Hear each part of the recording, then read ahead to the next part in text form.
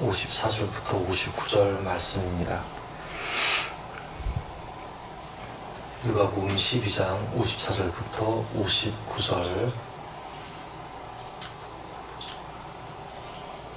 네, 다 찾으셨으면은 제가 한 절, 여러분이 한 절, 마지막 59절은 같이 읽도록 하겠습니다. 또 무리에게 이르시되 너희가 구름 서쪽에서 이는 것을 보면 곧 말하기를 소나기가 오리라 하나니 과연 그러하고 남풍이 부는 것을 보면 말하기를 신이 더우리라 하나니 과연 그러하니라. 외식하는 자여 너희가 천재 기상은 분간할 줄 알면서 어찌 이 세대는 분간하지 못하느냐. 또 어찌하여 옳은 것을 스스로 판단하지 아니하느냐. 내가 너를 고발하는 자와 함께 법관에게 갈 때 길에서 화해하기를 힘쓰라. 그가 너를 재판장에게 끌어가고 재판장이 너를 옥졸에게 넘겨주어 옥졸이 옥에 가둘까 염려하라. 내게 이르노니 한 푼이라도 남김없이 갚지 아니하고서는 결코 거기서 나오지 못하리라 하시니라. 아멘. 네, 오늘 말씀 주제는 이 땅의 재판관과 같을 수 없습니다 라는 주제로 말씀을 전하겠습니다. 사람은 어릴 적 아무것도 모를 때에는 주변 사람들에게 많이 칭찬을 받고 조그만 일에도 되게 격려를 받는 것 같아요. 이게 우리가 아는 유치원생들을 보면 알 수 있잖아요. 그 아이들을 볼 때는 우리는 아이가 어른들의 말에 순종하려고 하는 그 모습만 봐도 이뻐요. 그래서 그릇 나눠주는 거, 플라스틱 접시 하나씩 나눠주세요. 그러면, 네, 선생님 하면서 이제 막 나눠주는 모습 보면, 이쁘다. 너는 그 아이한테 요리를 바라는 것도 아니고, 그 아이한테 아이들을 통솔하는 그런 지휘를 바라는 것도 아니고, 그 말만 잘 들으면 이뻐요, 그냥. 자, 이거 나눠주세요. 네, 선생님 제가 할래요. 네. 너무너무 이쁘잖아요. 그래서 애들이 잘못한 거 있어도 그렇게 싫은 마음 안 들어요. 너무 그냥 좋아요. 잘못한 게 있어도 그냥 막 이렇게 함부로 비난하지 않아요. 애니까. 그런데 나이가 들면은 조금 달라져요. 나이가 들면 아는 게 많아져요. 그리고 아는 것에 대한 기본적인 책임이 주어져요.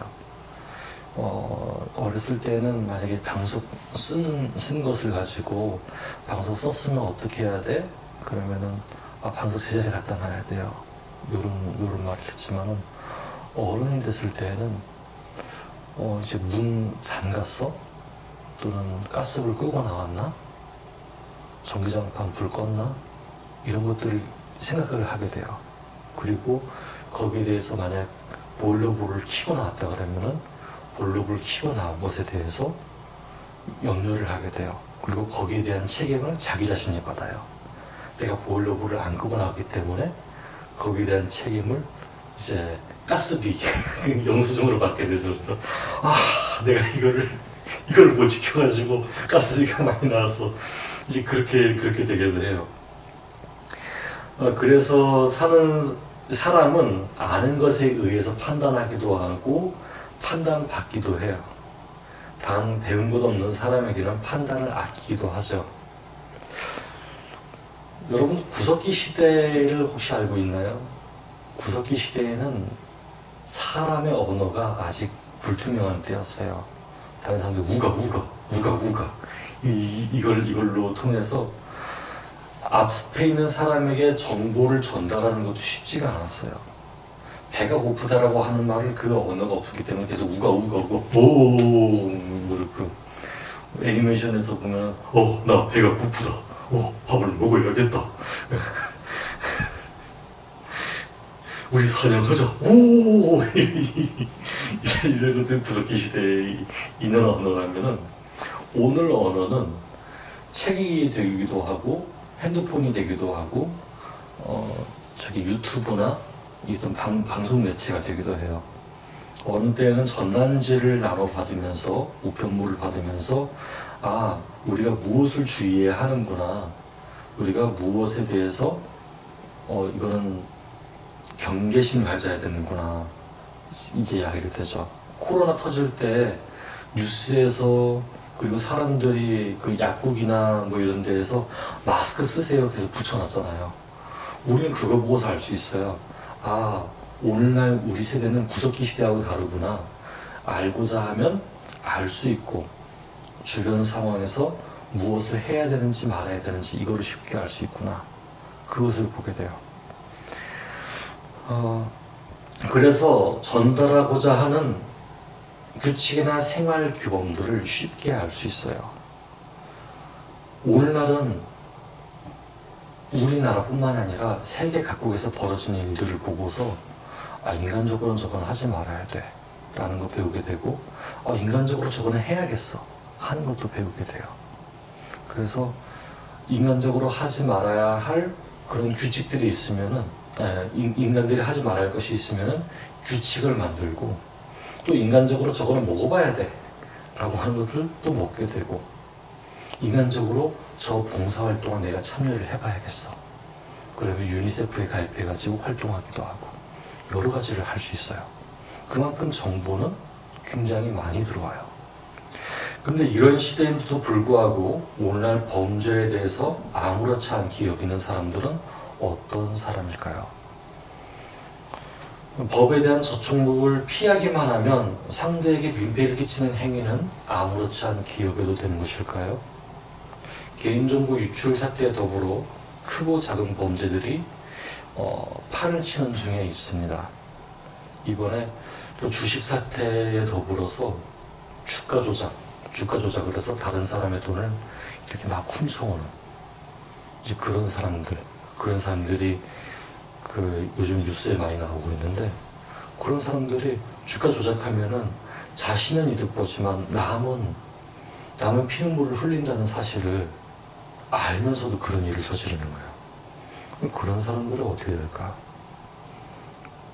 저는 신앙인으로서 고민을 하게 됩니다. 하나님은 이 땅의 재판관과 다를 바 없는 것이 아닌가? 어째서 저런 죄인들을 그냥 방관하고만 계시지? 그들이 오늘날 법정 판결을 제대로 받지 않은 채 있지 않은가? 저들이 옳은 판결을 받고 마음의 뉘우침을 받아서 교화되든지 또는 교정되든지 나 지금 잘못했네. 제가 앞으로 바르게 살게요. 진짜로 바르게 살든지 아니면은 자신이 저지른 잘못에 대해서 형벌을 받든지 해야 되지 않을까? 왜 하나님은 그냥 보고만 계시지? 저는 그렇게 생각을 했어요. 그러나 여러분, 공의로우신 하나님은 그것을 묵인하지 않으신대요. 다만 지나칠 정도로 분노를 누르고 계시며 오래 참고 계실 뿐이죠.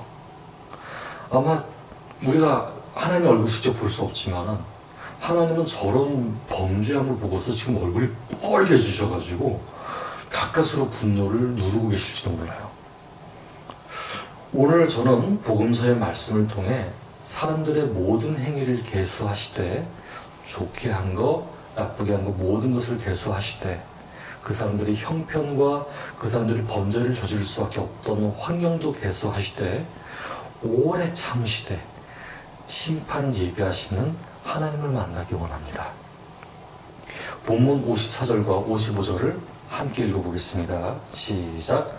또 무리에게 이르시되 너희가 구름이 서쪽에서 있는 것을 보면 곧 말하기를 소나기가 오리라 하나니 과연 그러하고 남풍이 부는 것을 보면 말하기를 심히 더우리라 하나니 과연 그러하니라. 아멘. 예수님께서는 제자들과 말씀을 하고 계셨어요. 근데 제자들뿐만이 아니고 곁에 있는 주변의 사람들에게도 같이 얘기를 하시는 부분이에요. 그 주변에 있는 사람들에게 말씀하셨어요. 들어보니 그 말씀은 계절에 따른 기후 변화와 같은 것이었어요. 예수님 당시 농사 짓는 사람이 많았어요. 이제 모내기 하고 그 다음에 벼 베고 또는 채소를 심고 이제 과일을 심고 이제 포도나 아니면 올리브 같은 것들을 이렇게 심는 사람들이 되게 많았어요. 그래서 오랜 정보의 전달로 인해서 이제 농사 짓는 사람들이 아는 것들이 있어. 이건 상식이야. 이제 이렇게 되게 되면은 기후변화 이렇게 되게 되면은 이제는 농작물을 어떻게 지어야 돼. 어떻게 보호해야 돼. 그런 것들이 많이 있었어요. 예수님께서 언급하신 기후변화는 대표적으로 두 가지가 있는데요. 그 두 가지를 한번 살펴볼게요. 첫 번째, 소나기예요. 소나기 알죠? 비가 한꺼번에 확 쏟아지는 거. 지중해 방면에서 바람을 타고 오는 구름은 이스라엘 땅을 지나가는데요. 그 구름이 두꺼운 구름이에요. 정란운이라고도 하는 두꺼운 구름인데 이 구름이 한번 훅 지나가게 되면은 비를 차박차박차박하게 그냥 뿌리는 게 아니고 와 뿌려요.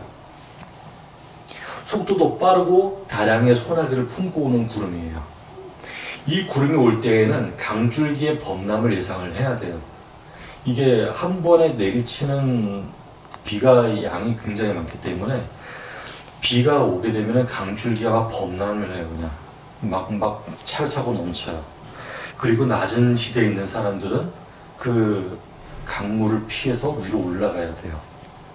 바깥에 건조시켜 놓은 작물들은 안으로 들어놔야 되고 위에 걸어놓은 빨래들은 다 걷어놔야 돼요.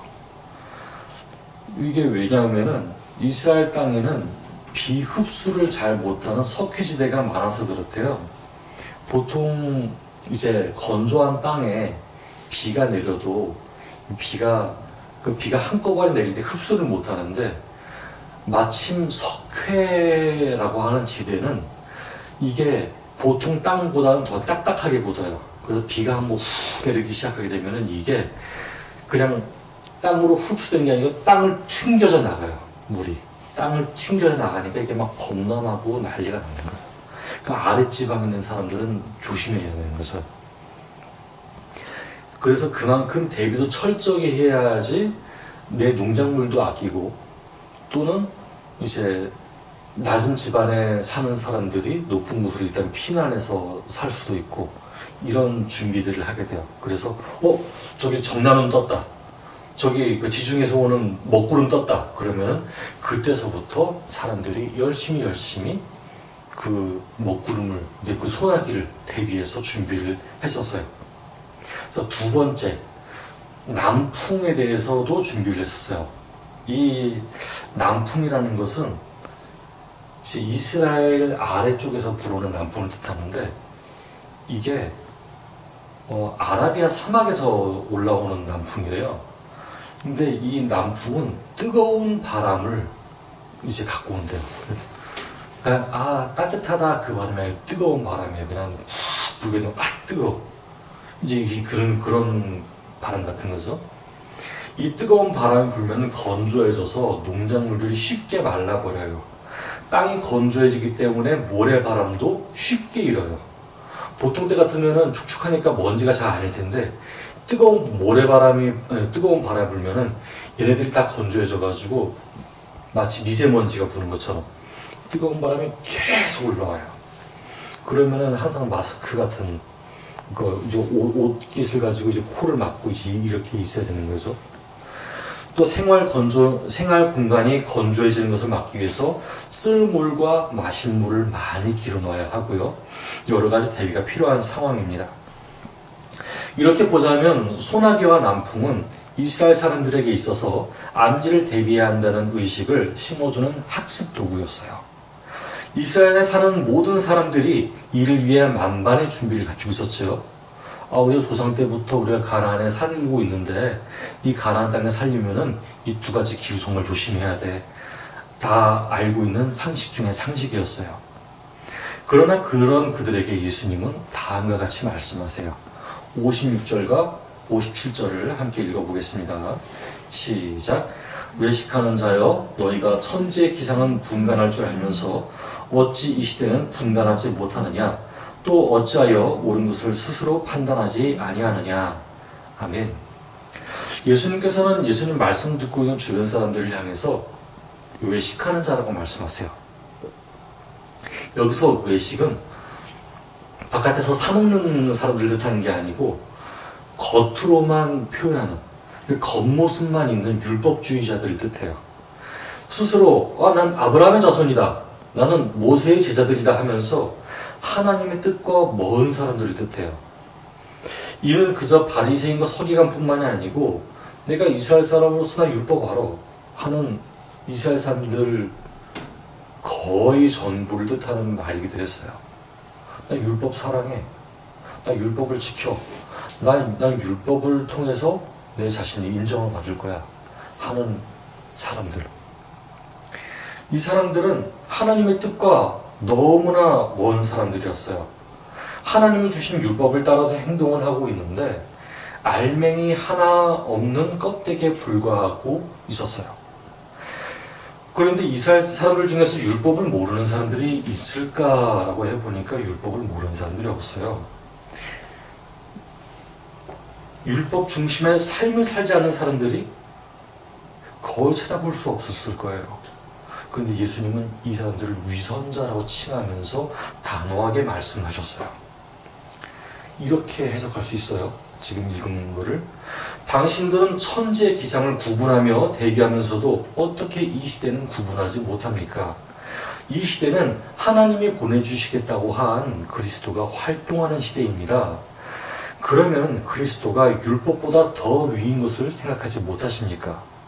그러면서도 사람을 살리지도 못하고 구원하지도 못하는 것을 항상 붙들고만 계십니까?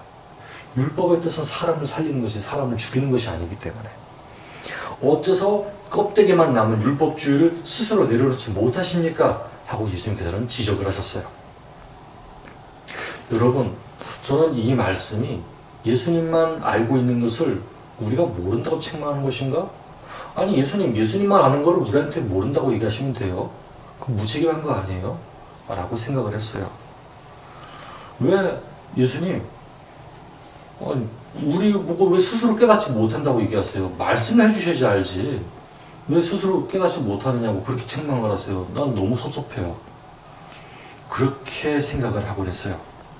그런데 여러분, 예수님이 보이신 기적들과 말씀들은 이미 선지자들에게 기록된 말씀이었어요.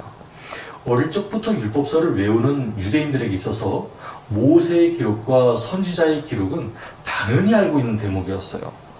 그러나 너무나 오랫동안 율법주의에 찌든 까닭에 율법의 본질이 사라지고 현재 삶에 대한 의구심마저 희미해져 버렸어요. 결국 예수님이 안식일에 병을 고치거나 죽은 사람을 살리거나 하는 모든 일들이 이해할 수 없는 형태로 인식이 되어버렸어요. 야, 예수님 이 안식일에 사람을 고치셨대. 야, 예수님이 안식일에 밀을 손으로 비벼가지고 그걸 드셨대. 야, 예수님 너무한 거 아니냐? 하나님의 말씀 전한다고 하면서 어떻게 그렇게 얘기할 수 있어? 사람들은 예수님을 받아들이기는커녕 예수님을 지탄하기만 했었어요. 이들은 어떻게 될까? 예수님이 그냥 살아라 하실까요? 예수님은 이들에게 어떠한 주의를 주실까요? 58절부터 59절 말씀을 함께 읽어보겠습니다. 시작. 내가 너를 고발하는 자와 함께 법관에게 갈 때에 길에서 화해하기를 힘쓰라. 그가 너를 재판장에게 끌어가고 재판장이 너를 옥졸에게 넘겨주어 옥졸이 옥에 가둘까 염려하라. 내게 이르노니 한 푼이라도 남김없이 갚지 아니하고서는 결코 거기서 나오지 못하리라 하시니라. 아멘. 예수님은 청중들이 고발하는 자와 함께 재판장에게 가는 사람들이라고 얘기했었어요. 그 듣고 있는 사람들이. 여러분 잘 들으세요. 여러분들은 지금 재판장 앞으로 가는 사람이에요. 왜? 여러분을 고발하는 사람이 여러분을 지금 재판장 앞으로 보낼 거예요. 라고 이 얘기를 하고 있어요. 그 고발하는 자라고 얘기를 하니까 좀 이상했어요. 누구지? 예수님일까? 예수님 고발하는 자라고 얘기하지 않았는데 그러면 마귀일까요? 마귀는 참소하는 자라고 하는 기록이 있으니까 그러면은 천사가 이스라엘 사람들을 고발한다고? 아니면 하나님이 고발한다고? 신기하게도 이 고발하는 자는 예수님도 마귀도 천사도 아니에요. 이 구절을 해석할 수 있는 부분이 복음서인 요한복음에 기록되어 있는데요. 요한복음 5장 45절부터 47절 말씀이에요. 제가 읽어드릴게요. 내가 너희를 아버지께 고발할까 생각하지 말라. 너희를 고발하는 이가 있으니 곧 너희가 바라는 자 모세니라. 모세를 믿었더라면 또 나를 믿었으리니 이는 그가 내게 대하여 기록하였음이라. 그러나 그의 글도 믿지 아니하거든 어찌 내 말을 믿겠느냐 하시니라. 아멘. 앞서 말씀드린 대로 이스라엘 사람들은 어릴 적부터 율법서를 배워왔어요. 율법서는 모세가 기록한 책이었어요. 모세는 이스라엘 사람들이 위대한 지도자라고 부를 정도로 이스라엘 민족사에 대단한 영향력을 끼친 인물이에요. 하나님 뜻을 알고 하나님과 직접 대면하면서 이스라엘 사람들이 일평생 동안 지킬 율법을 전수해 준 사람입니다. 그러니 예수님의 말씀은 굉장히 이질적이었어요.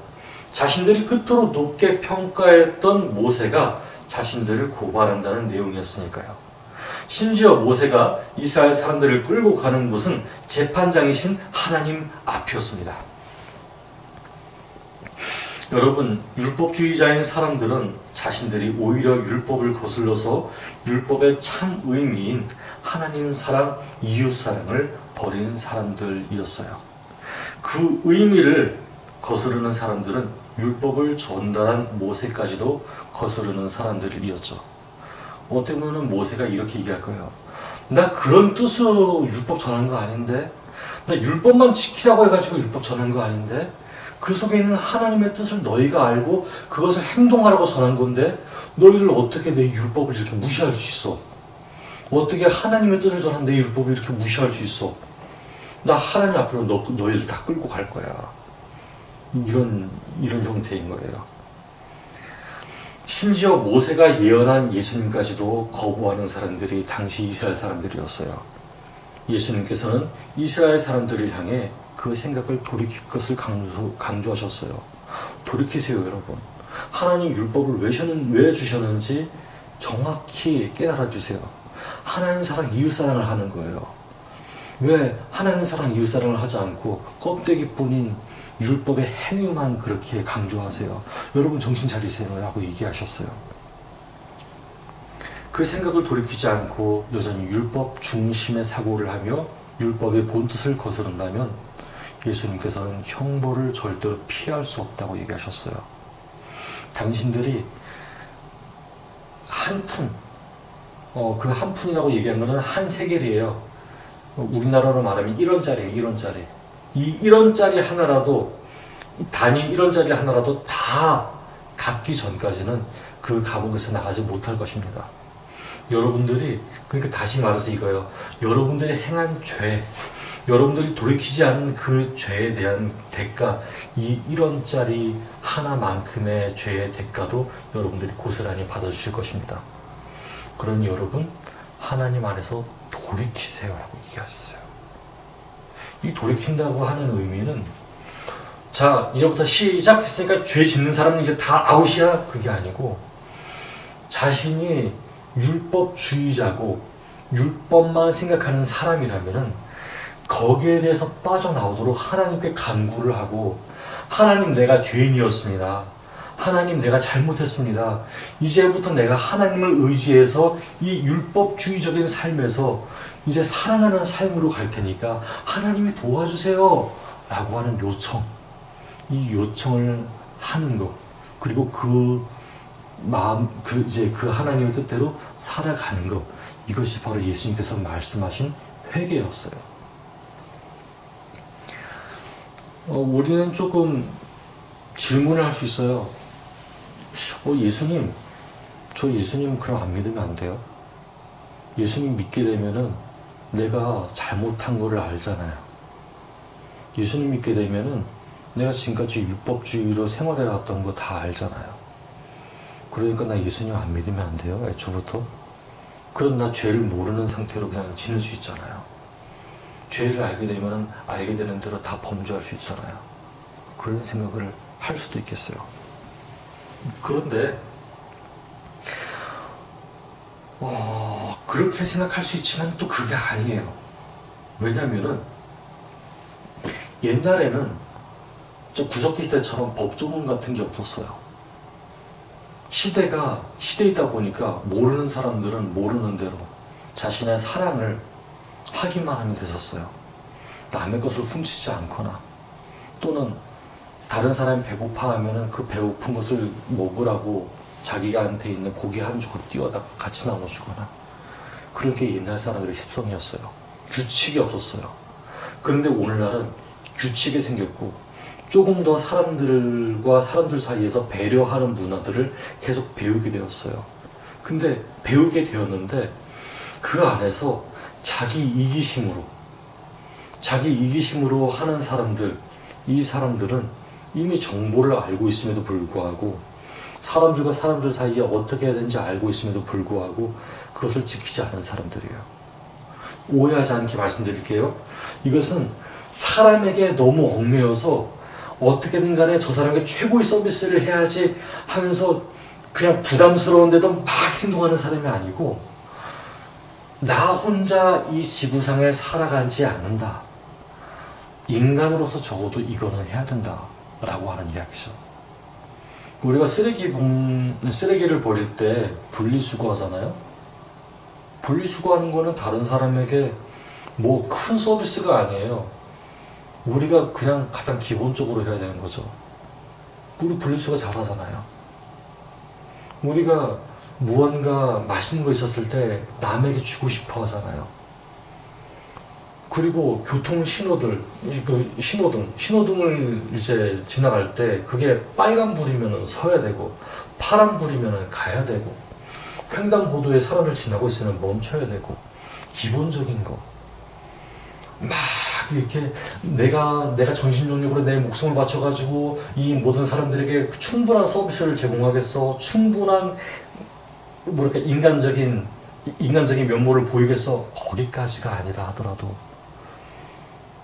내가 오늘 누군가를 위해서, 내가 오늘 저기 횡단보도를 지나가는 사람들을 위해서, 내가 오늘 저기 쓰레기 분리수거 해주는 저 환경미화원들의 수고를 좀 더 덜기 위해서 행동하는 조금의 노력, 이것이 하나님이 바라시는 거 아닐까요?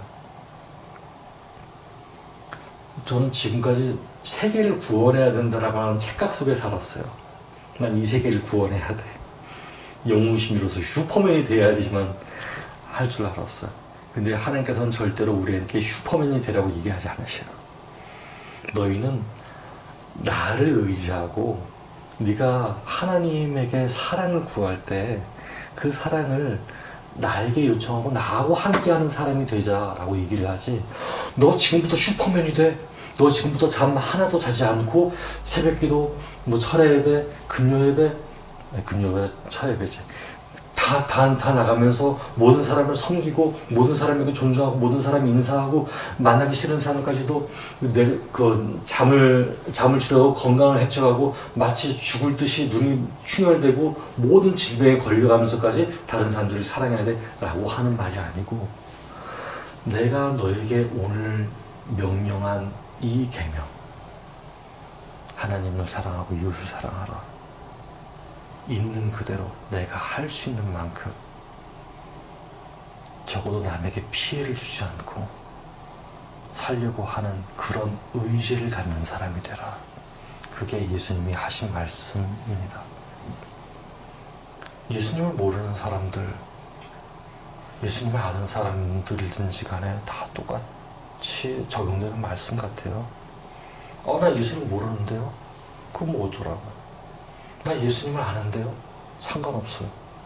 예수님을 모르든 알든 사람들은 이미 시대에 대한 모든 정보를 알았고 어떻게 인간이 살아야 할지 이미 알고 있기 때문에 내 책임을 회피해서 살아간다라고 하는 것이 하나님에게는 통용되지 않아요.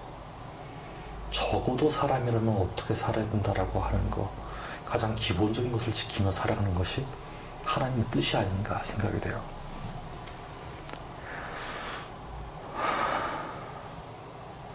교회법, 성경 이런 것에 얽매여 있는 것은 신앙인뿐만이 아니고 비신앙인도 마찬가지입니다. 이 세계는 좀 더 범죄에 대해서 잘 알게 되었고 선한 일에 대해서도 더 잘 알게 되었어요. 그러므로 우리는 결정을 해야 돼요. 무엇을 선택하고 무엇을 향해 살아가야 할지의 말이죠. 할 수 있는 만큼의 일들을 하되 하나님 안에서 제가 제가 사랑의 사람이 되게 해주세요. 제가 잘 못하니까 하나님 도와주세요. 제 영혼을, 제 육신을 붙들어 주셔서 하나님의 나라가 이 땅에 임하게 도와주세요. 기도하고 연습하는 게 우리에게 필요한 삶이 아닐까 합니다. 그렇게 우리가 하나님께 기도하고 또는 서로에게 대화를 하면서 배워가며 이 땅에 천국을 만들어가는 삶을 살았으면 좋겠습니다. 기도하겠습니다. 하나님 감사합니다. 우리는 하나님 앞에 죄인입니다. 우리의 마음은 사람들에게 인정받고 싶어 하기도 하고 우리가 배워왔던 것만 고수하면서 살면 어떨까 생각하게 됩니다. 그러나 하나님께서는 예수님을 보내주셔서 우리가 하나님의 뜻을 실천하기를 원하셨습니다. 겉으로 보이는 율법뿐만이 아니고 하나님 사랑, 이웃 사랑을 실천하게 하기를 원하셨습니다. 하나님, 이제 우리가 하나님 말씀 기억합니다. 우리가 하나님 말씀 기억하면서 하나님을 사랑하고 이웃을 사랑하기 원합니다. 다만 우리가 하지 못하는 거 하려고 한 것이 아니고 스스로의 의지만을 가지고 살아가는 것이 아니고 하나님께 간구하고 하나님께 힘을 구하면서 하나님의 나라를 이 땅에 세워갈 수 있게 허락하여 주시옵소서. 예수 그리스도 이름으로 기도드렸습니다. 아멘.